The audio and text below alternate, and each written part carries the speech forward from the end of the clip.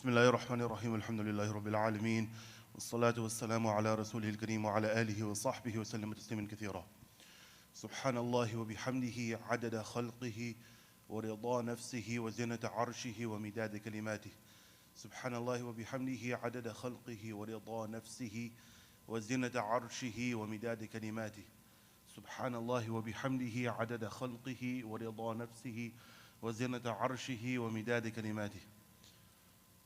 Yesterday's khatirah was about the main hypocrites. Those that Allah subhanahu wa ta'ala would take their nur away from them, meaning any semblance of hidayah, and they would be left with dhulumat. They would be left with just darkness upon darkness.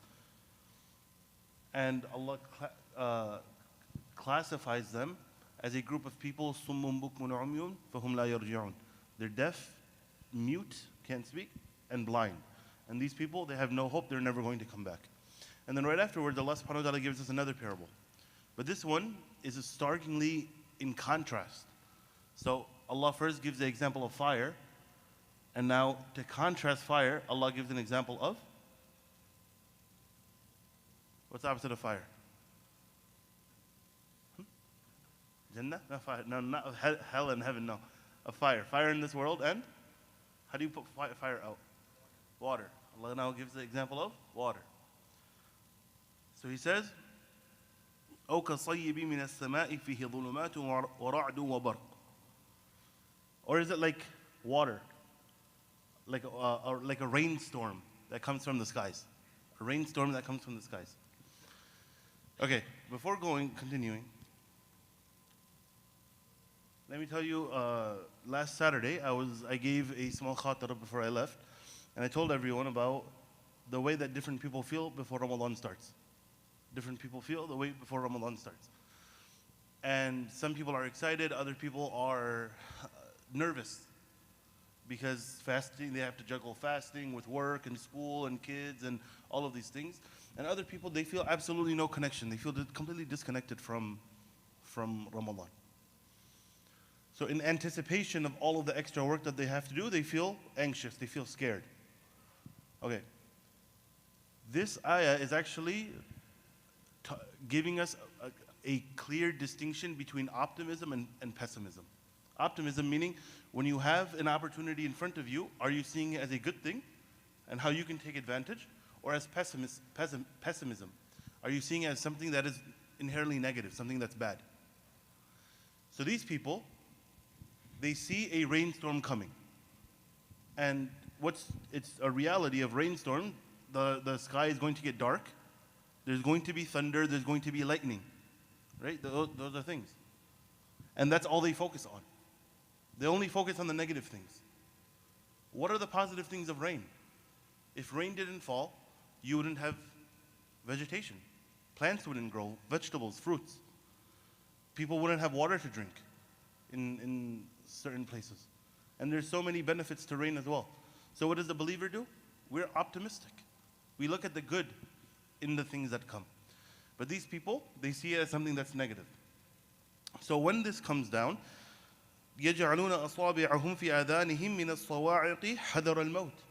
They see the lightning and the thunder, they put their fingers inside of their ears, and they're worried that they're going to end up dying. They're worried that they're going to end up dying.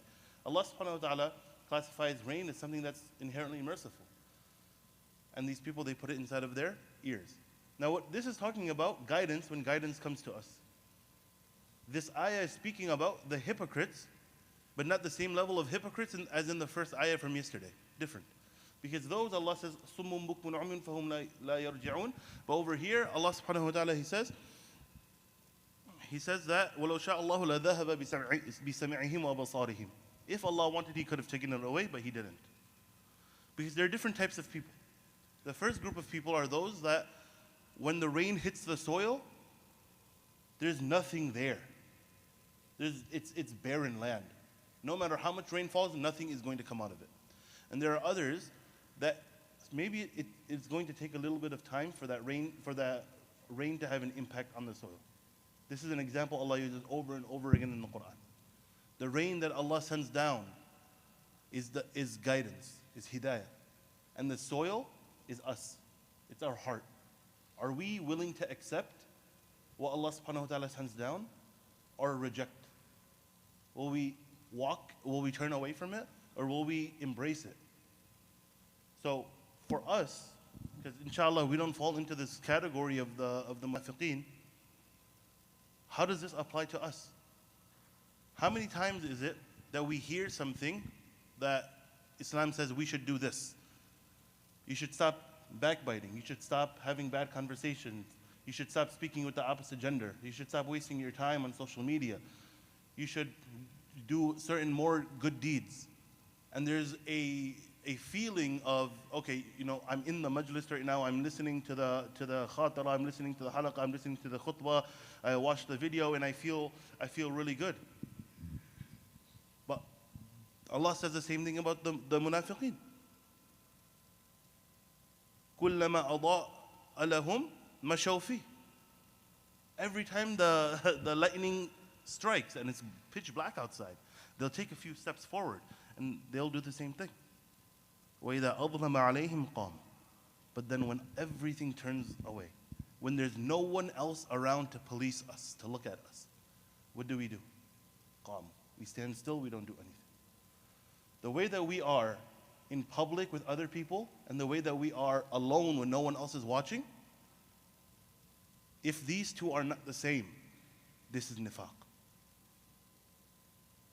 This is as simple as that. It is nifaq. And when news comes to us, when some kind of information from the sunnah or from Allah subhanahu wa ta'ala comes to us, then we must be people who are receptive to it and willing to change. Not people who automatically fight against it or think this doesn't apply to me. This is also the difference between the believer and the munafiq. So we ask Allah subhanahu wa ta'ala for guidance we ask Allah subhanahu wa ta'ala for guidance and the ability to follow that guidance. And we ask Allah subhanahu wa ta'ala to protect us from nifaq and from falling into the categories of people who reject His message. هذا وصلى الله على نبينا محمد وعلى آله وصحبه وسلم تسليما كثيرا.